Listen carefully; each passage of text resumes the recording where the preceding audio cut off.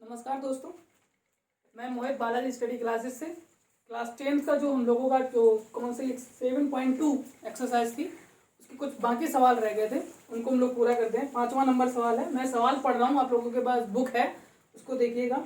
लिखा है वह अनुपात ज्ञात कीजिए जो बिंदुओं, ठीक है मैं रख देता हूँ, जो बिंदुओं 1 पॉइंट आपको दिया गया है 1, एक ये बिंदु है और बिंदुओं -4, एक बी पॉइंट है आपका -4, ठीक है। लिखा को मिलाने वाले रेखाखंड को एक्स अक्ष विभाजित करता है, ठीक है। एक ये पॉइंट है ए नंबर और एक ये पॉइंट है बी नंबर। अगर इसको एक रेखाखंड मिलाया जा रहा है और इसको कोई एक एक्स अक्ष विभाजित करता है, ये मान लीजिए आपकी एक्स अक्ष है, ठीक है। अभी सब कुछ मान में चल रहा है, एक्स अक्ष है, ठीक, विभाजित कर रहा है। तो कह रहा है कि किस अनुपात में इस विभाजन बिंदु के निर्देशांक ज्ञात कीजिए और किस अनुपात में ये विभाजित कर रहा है, आपको यह भी पता लगाना है। शुरू करते हैं सवाल को लगाना, ठीक है। ये एक पॉइंट है, दूसरा पॉइंट आपका ये है। इस वाले पॉइंट के निर्देशांक है 1, और दूसरे वाले पॉइंट के निर्देशांक है -4, ओके। इसको हम लोग एक रेखाखंड बोल दिए, इसको एक्स अक्ष विभाजित कर रहा है, ठीक है। ये हमारा एक्स अक्ष। आपको बहुत मतलब जब स्टार्टिंग किया गया था तो एक्स अक्ष पे बताया गया था कि कोई भी पॉइंट होगा वो एक्स अक्ष तो चलेगा लेकिन वाई अक्ष नहीं चलेगा, ठीक है। मैं इसको वाई अक्ष बोल देता हूँ। ऐसा क्यों होता है? क्योंकि एक्स अक्ष पे तो वो जा रहा है और वाई अक्ष पे ना इधर गया ना इधर गया। तो इस पॉइंट के निर्देशांक, कहने का मतलब जहां पे ये रेखाखंड को काटेगा उसमें वाई जो होगा वो शून्य होगा, ठीक है। अब वही चीज x1, y1, x2, y2 और ये हमारा capital X and capital Y, okay. इस रेशियो को हमने बोल दिया कि मान लीजिए ये m1 रेशियो m2 में विभाजित करता है। फॉर्मूला क्या होता है विभाजित होने का? कैपिटल X इक्वल टू, चाहे y इक्वल टू लीजिए चाहे कैपिटल X इक्वल टू लीजिए, यहाँ पे y बराबर आपको शून्य दिया गया है तो हम लोग y इक्वल टू लेंगे, ठीक है। याद रखना इस चीज को, जो आपको प्राप्त है वही चीज हम लोग फोकस करेंगे। यहाँ पे y इक्वल टू 0 प्राप्त था तो y बराबर लेंगे। तो y बराबर क्या पॉइंट होगा? m1 y2 plus m2 y1 upon m1 plus m2। y की वैल्यू कितनी है? शून्य, ओके। m1 y2 कितना है? -5, ठीक है, -5 प्लस m2 कितना है? m2 है और y1 कितना है हमारा? -5। दोनों एक सेकेंड, बी पॉइंट जब +5 था, ठीक है, तो हम लोग इसको +5 कर लेते हैं, ओके। ये हमारा +5 हो गया और ये -5 अपॉन में कितना हो गया? m1 प्लस m2 का जब मल्टीप्लाई 0 में करेंगे तो ये शून्य होगा, बराबर ये कितना बचेगा? 5m1 and plus -5m2, -5m2 इधर आ गया तो ये हो गया 5m2 इक्वल टू 5m1, ये और ये कैंसिल आउट हो गए तो m2 upon m1 equal to 1 आया। तो यानी m1 ratio m2 equal to 1 ratio 1, okay. ये हमारा सवाल पहला लग गया। एक बार और फिर एक बार समझते हैं, सवाल तो सही लिखा हुआ है।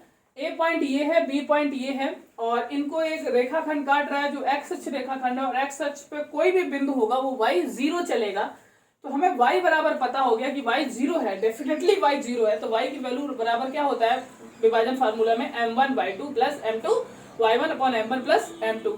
m1 की वैल्यू देखी, m1 है, y2 देखा 5 है, 5 लिखा, एंड m2 नीचे वाला और जो हमारा y1 है वो -5 है। सोल्यूशन किया तो m1 रेशियो m2 1 रेशियो 1 आया, ठीक है। नोट डाउन कर लीजिए आप लोग। नेक्स्ट सवाल पे चलते हैं। 6 नंबर आपका ये सवाल है। कह रहा है वह ये बिंदु है 1, 2, 4, y, x, 6, 3, 5 इसी क्रम में लेने पर एक समांतर चतुर्भुज के शीर्ष हो तो x, y की बात करी। ये समांतर चतुर्भुज है और इसके शीर्ष आपको ये दिए गए हुए हैं, ठीक है। अगर ये समांतर चतुर्भुज है तो इसका जो विकर्ण होगा, ये विकर्ण एक दूसरे को समद्विभाजित करते हैं, ठीक है।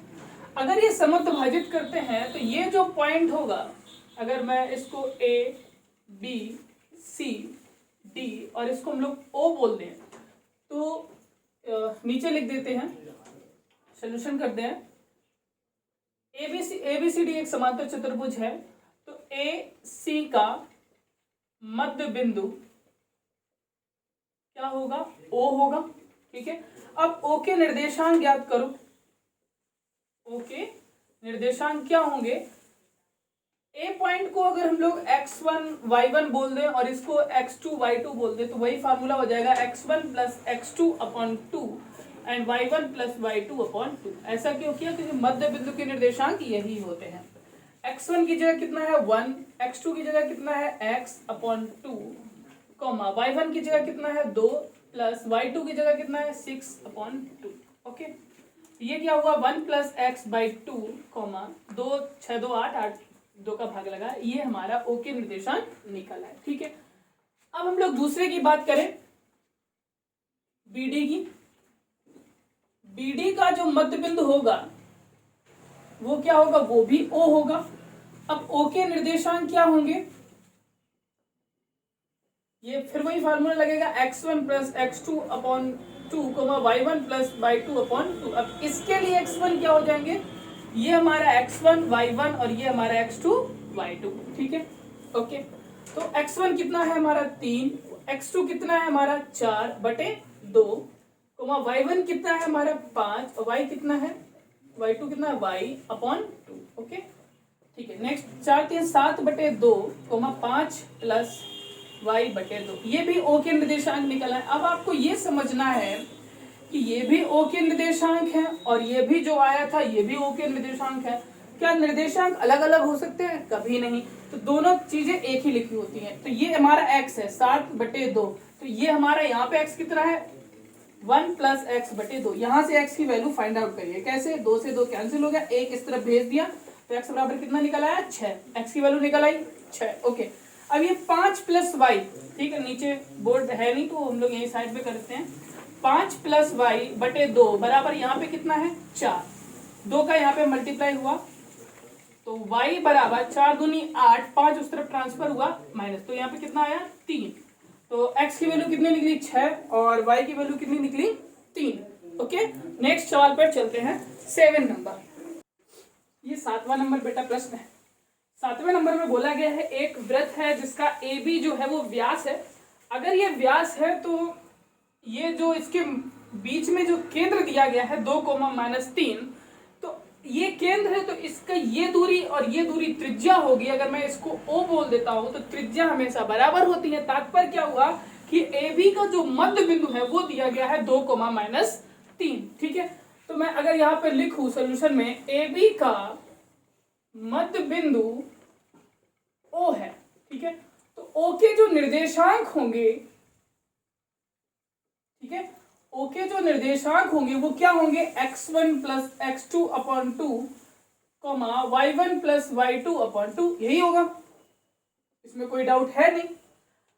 अब फॉर्मूले में रखते हैं क्या होता है, x1 प्लस x2 जो दिया गया है वो सवाल में 2 दिया गया है, यानी 2 बराबर x1 की जगह कितना है x प्लस x2 की जगह कितना है 1 अपॉन कितना हो जाएगा 2, क्रॉस मल्टीप्लिकेशन 2 दूनी 4, x प्लस 1, तो x बराबर कितना निकल आया 3। ओके, हमारा x की वैल्यू निकल आई। ठीक है, अगर हम y की बात करें मतलब -3 यानी दूसरा पॉइंट जो निकाला जाएगा तो ये वाला, तो कितना होगा y इक्वल टू हमारा दिया गया y1 plus y2 upon 2, y की वैल्यू कितनी है -3, y1 की जगह कितना हो जाएगा हमारा y प्लस y2 की जगह कितना हो जाएगा 4/2, 2 का मल्टीप्लाई इधर करो तो कितना हो गया 3 दूनी 6 बराबर y प्लस 4, 4 इस तरफ भेजो तो क्या हुआ -6 -4 बराबर y, तो -6 -4 जोड़ दो तो कितना होगा -10। ये y की वैल्यू निकल आई और ये x की वैल्यू निकल आई। अगर आप इसको क्रमबद्ध लगाएंगे तो ये सवाल लग जाएगा। ठीक है, अब नेक्स्ट सवाल देखते हैं 8वां।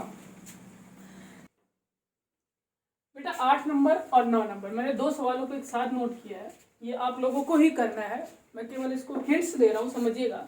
8वें नंबर में कह रहा है ए और बी 2 बिंदु है और एक रेखाखंड इसको मिलाती है। पी बिंदु ऐसा है कि एपी जो दूरी है वो 3/7 AB के, ठीक है, ये आपको दिया गया है। अगर मैं ये बात हल्का सा बोलूँ कि एपी बटे ए बी बराबर 3/7। ये चीज आपको, ए बी को हम लोगों ने बटे में ले लिया। अब इसका तात्पर्य क्या हुआ कि ए बी जो अगर 7 है तो ए पी कितनी हो गई 3, यानी ये जो दूरी इतनी आई वो हो गई 3। तो ये कितनी दूरी बची, जब पूरी दूरी 7 है तो ये कितनी बची, अगर ये 3 हो गई तो अब ये जो पी बी है, अगर पी बी बटे ए बी लिख दूं तो ये 4/7 हो जाएगी। तो ये कितना हो गया 4। ठीक है, ये चीज समझ में आई कि ए पी अगर 3 है, यहाँ पे देखो ए बी 3 है और टोटल ए बी जो है वो 7 है, तो ए बी कितनी, ये जो पी बी है वो कितनी बची 4। ओके ठीक, अब ये हमें रेशियो पता चल गया, ये 3 रेशियो है और ये 4 रेशियो, यानी कि ये हमारा m1 है, ये हमारा m2 है और ये हमारा x1 है, ये y1 है, ये x2 है और ये y2 है। p के निर्देशांक निकालने यानी x, y फाइंड आउट करना है। फार्मूला वही सेम लगेगा। अब फार्मूला बार बार बताऊं, चलो याद करा देता हूं। m1 x2 plus m2 x1 upon m1 plus m2 m1 y2 plus m2 y1 upon m1 plus m2। बेटा इस वाले फार्मूले में रखिएगा, आपको सब कुछ प्राप्त हो चुका है और सवाल को सोल्यूशन करिएगा। ठीक है, अब नेक्स्ट सवाल पे चलते हैं। 9 नंबर। 9 नंबर में क्या बोला है, समान 4 भागों में एक कोई ए बी रेखाखंड है, उसको 4 समान भागों में बांटता है और ए और बी के निर्देशांक आपको दिए गए हैं। कौन कौन है, -2,2, यानी ये है -2,2 और ये वाला है 2,8। ठीक है, कह रहा है कि 4 भागों में बांट रहा है, चारों को निर्देशांक ज्ञात करो। इससे पहले हम लोगों ने वीडियो में जो सम त्रिभाजित की बात की थी, उसके बाद हमने ये 4 भागों का वर्णन किया था। मैं आपको फिर बता दे रहा हूं कि 4 बराबर भागों में बांट रहा है। ठीक है, ये हमारे 4 बराबर भागों में हो गया। ठीक है, अगर ये 1 है, ये भी 1 है, ये भी 1 है, ये भी 1 है, 4 हो गए। ओके, अगर मैं इस वाले पॉइंट की बात करूंगा तो ये रेशियो क्या हो जाएगा, m1 यानी 1 बचेगा और ये रेशियो टोटल m2 हो जाएगा। ये कितना हो जाएगा हमारा 3, क्योंकि 1 2 3। अगर मैं इस वाले पॉइंट की बात करूंगा, ठीक मैंने नीचे कर दिया साइन समझना, तो ये जो आधा आधा हो जाएगा, तो ये 2 और ये 2। मैं आखिरी वाले पॉइंट की बात करूंगा तो ये इस तरफ हमारा 3 हो जाएगा और इस तरफ 1। ये मैंने m1 और m2 की बातें करी हैं। ठीक है, अब प्रत्येक सवाल के लिए आप यहाँ पे 3 बार ये फार्मूला यूज होगा। अगर आप लोगों ने इतने सवाल लगा चुके हो पीछे, तो ये सवाल लगाने में ज्यादा टाइम नहीं लगेगा। आपको एक एक चीज को पकड़ना, इतना बड़ा सवाल है, इसको मत समझिएगा कि ये बहुत बड़ा है। आप अगर एक एक चीज को सवाल को सॉल्व करेंगे तो ये तीनों चीजें हमारी निकल के आ जाएंगी और पॉइंट्स को आपको पता चल जाएगा। ठीक है बेटा, अगर अब हम लोग नेक्स्ट सवाल और आखिरी सवाल पे बात करते हैं, सवाल नंबर 10। सवाल नंबर 10 कह रहा है, एक समचतुर्भुज का ये जो निर्देशांक है आपको दिया गया है 3,0, 4, -5, -1,4। ठीक है, ये 4 है और -2, -7 है। ओके, -1 है। ठीक है, सवाल में कह रहा है इस समचतुर्भुज का क्षेत्रफल आपको ज्ञात करना है और संकेत भी दे दिया है। समचतुर्भुज का क्षेत्रफल बराबर होता है 1/2 विकर्णों का गुणनफल। क्या होता है इसका क्षेत्रफल, बराबर 1/2 विकर्णों का गुणनफल। सीधी सी बात करिए, विकर्ण, विकर्ण क्या होते हैं, ये और ये। ठीक है, ये ए है, बी है, सी है और डी। अगर मैं विकर्ण ज्ञात करूं तो सबसे पहले एसी विकर्ण होगा। एसी की दूरी निकालना, यही तो बात हो रही है। दूरी का फार्मूला आपको फिर मैं बता रहा हूं, x2 - x1 का whole of square plus y2 - y1 का होल ऑफ स्क्वायर। ठीक है, ओके, x2 कितना है, ये हमारा x1, ये y1, ये x2 और ये y2। x2 कितना है -2, फिर -x1 कितना है 4 whole of square plus y2 कितना है -1 एंड y1 कितना है -5 होल ऑफ स्क्वायर। ठीक है, ये क्या हो जाएगा -6 -6 का स्क्वायर 36 प्लस ये क्या हो जाएगा 6 का स्क्वायर 36। तो आंसर क्या आया, √72। ठीक है, मात्रा ये हमारा एसी निकल आया। अब हम लोग क्या निकालते हैं, बीडी में भी वही फार्मूला √x2। अब इसके लिए x1 y1 और ये x2 y2 -1 and -3 whole of square plus y2 कितना है 4 माइनस y1 कितना है 0 होल ऑफ स्क्वायर। ये कितना आया 3 1 4 4 का स्क्वायर 16 प्लस ये भी 4 का स्क्वायर 16। तो आंसर कितना आया √32। फॉर्मूला क्या था क्षेत्रफल का, 1/2 विकर्णों का गुणनफल। विकर्ण आपके निकल चुके हैं, ऊपर लगा देते हैं, आप लोग समझ लेना। यहाँ पे 1/2 पहला विकर्ण निकला √72, ठीक, ये वाला। दूसरा विकर्ण निकला √32। अब इसको सॉल्व करना है बेटा, ठीक है। कैसे करेंगे? 1/2 क्रॉस 72, अगर देखा जाए तो ये 36 दूना 72 होता है, तो अंडर रूट में 36 करते 2 लिख ले, 6 को बाहर आ सकता है, और ये अंडर रूट में 16 गुणे 2 लिख सकते हैं, 16 बाहर आ सकता है। फिर क्या होगा? 36 का बाहर आया 6, कितना बचा? Under root 2। 16 का बाहर आया 4, under root 2। Okay, under root 2 और अंडर रूट 2 कितना होता है? 2। तो इस 2 से नीचे कैंसिल हो गया, कितना बचा? केवल 6 चौको 24 मात्रक। बेटा ये हमारा आंसर आ गया, ठीक है। हम लोग अब नेक्स्ट सवाल पे देखते हैं। नेक्स्ट सवाल नहीं, नेक्स्ट एक्सरसाइज होगी हमारी त्रिभुज का क्षेत्रफल, ठीक है। अभी हम लोगों ने क्या पढ़ा? इसका क्षेत्रफल था, फिर त्रिभुज के क्षेत्रफल पे हमारे सवाल होंगे। एक्सरसाइज आएगी 7.2 थी, अब 7.3, ठीक है। तो मिलते हैं नेक्स्ट वीडियो के साथ। वीडियो अच्छा लगा हो तो बेटा लाइक करिए और चैनल को सब्सक्राइब करिए। थैंक यू बेटा।